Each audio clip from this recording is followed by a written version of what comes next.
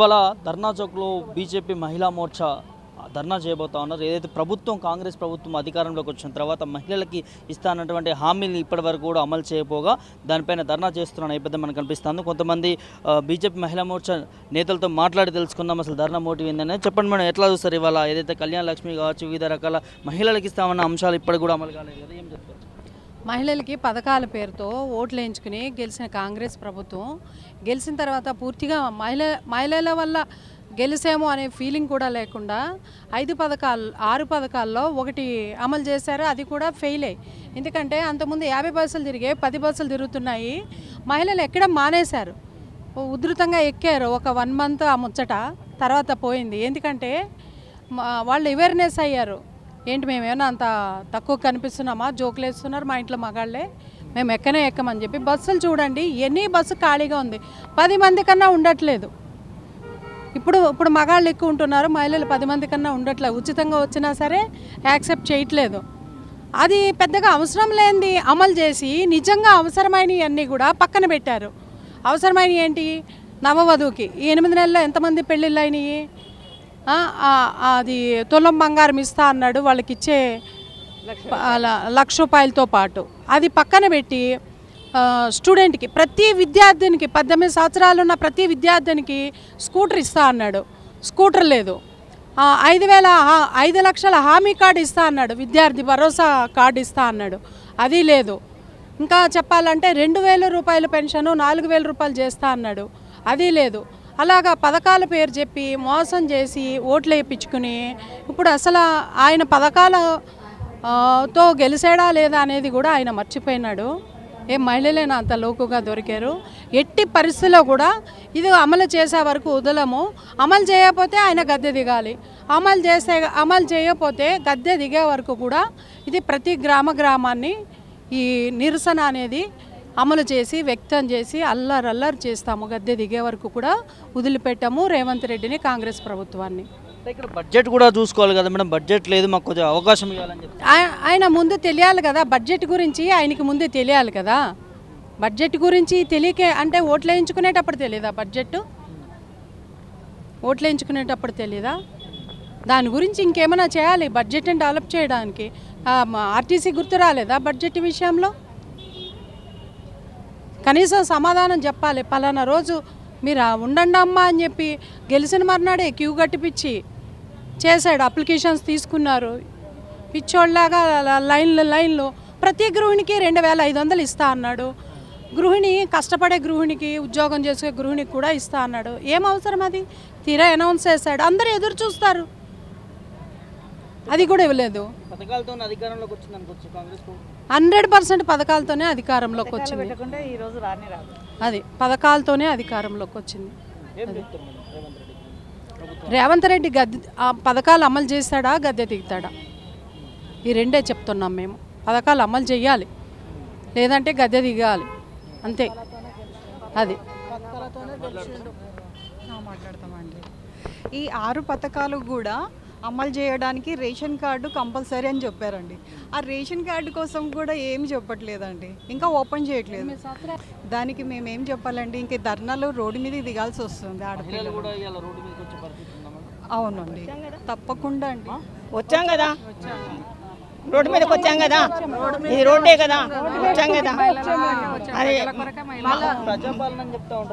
ఏం ప్రజాపాలన కనిపిస్తున్నది కదా, ప్రజాపాలన ఏం చేశాడు? ఏమన్నా చేస్తే మేము అడగము. అది ఇస్తానని ఆశ పెట్టే మహిళలు ఓట్లు వేశారు, లేకపోతే ఎన్నికేస్తారు? మహిళలు ఓట్లు వేయబట్టే తను గెలిచాడు. గెలిచినప్పుడు మహిళల్ని చూడాలి. అది చంద్రబాబు నాయుడు ఇస్తలేడా? ఇంటికి పోయి ₹7,000 ఇస్తున్నాడు, ఇప్పుడు ఇస్తున్నాడా?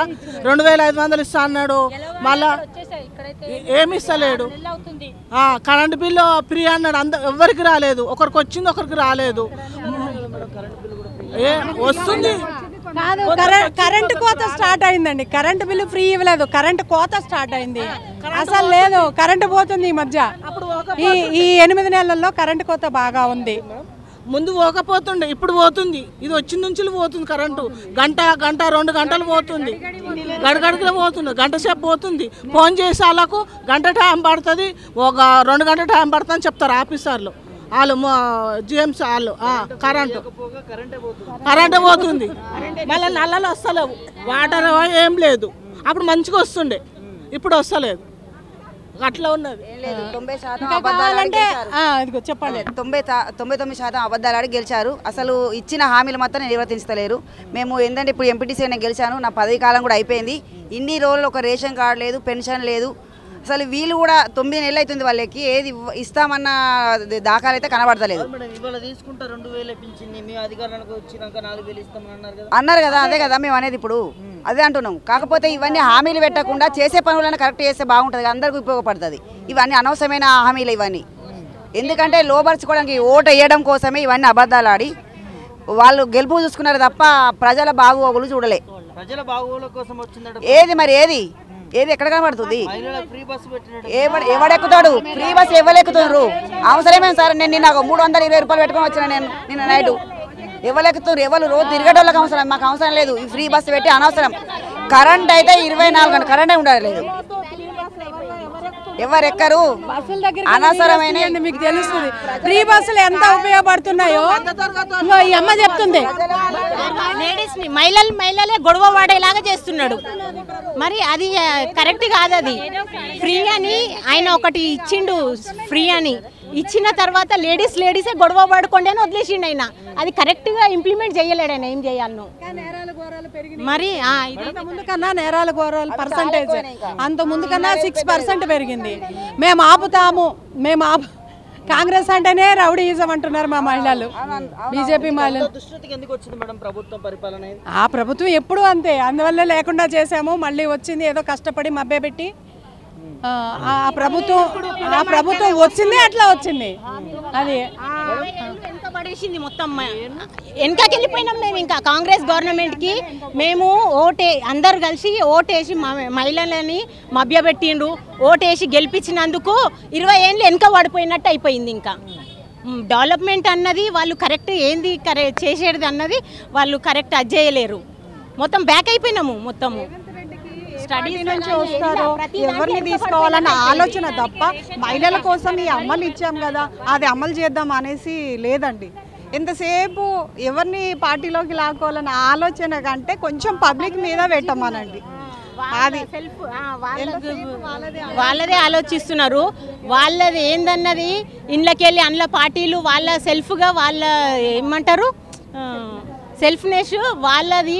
రాజకీయం ఎట్లున్నదంటే చేసుకోవాలి అంతేగాని ఇంకా వేరే ప్రజలకు కానీ లేదా మహిళలకు కానీ ఏదైనా ఇబ్బందులు వస్తే మేము దానికి ఎదుర్కొంటామనే సమస్యనే లేకుండా పోయింది ఈ గవర్నమెంట్కు.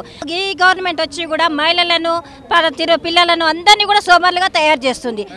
సోమరులు తయారు చేయడానికి చూడొచ్చు క్లియర్ కట్గా ప్రభుత్వం పైన వ్యతిరేకత మనం చూస్తూ ఉన్నాం. ఏదైతే ఎన్నికల ముందు ఇస్తున్నటువంటి హామీలకి ఇప్పటి వరకు కూడా దిక్కుదిమాన లేకుండా ఇలా మహిళలను మోసం చేసింది ప్రభుత్వము. ఖచ్చితంగా వారికి ఇస్తామన్న హామీలు ఇలా ఏ ఒక్కటి కూడా అమలు చేయట్లేదు. ఒక ఫ్రీ బస్సు, ఆ ఫ్రీ బస్సులో కూడా గందరగోళం ఏర్పడిందని చెప్పి కూడా మహిళలు ఏదైతే బీజేపీ మహిళా మోర్చా ఇక్కడ ధర్నా చేస్తున్న నేపథ్యం మనం చూస్తున్నాం. ప్రభుత్వం ఖచ్చితంగా ఏదైతే మహిళలకు ఇస్తామన్నటువంటి హామీలు ఖచ్చితంగా అమలు చేయని దిశగా ఇదే ధర్నాలు ఇంకా ఉధృతం చేస్తామని చెప్పి కూడా ఇక్కడ హెచ్చరిస్తున్న పరిస్థితి మనం చూస్తున్నాం.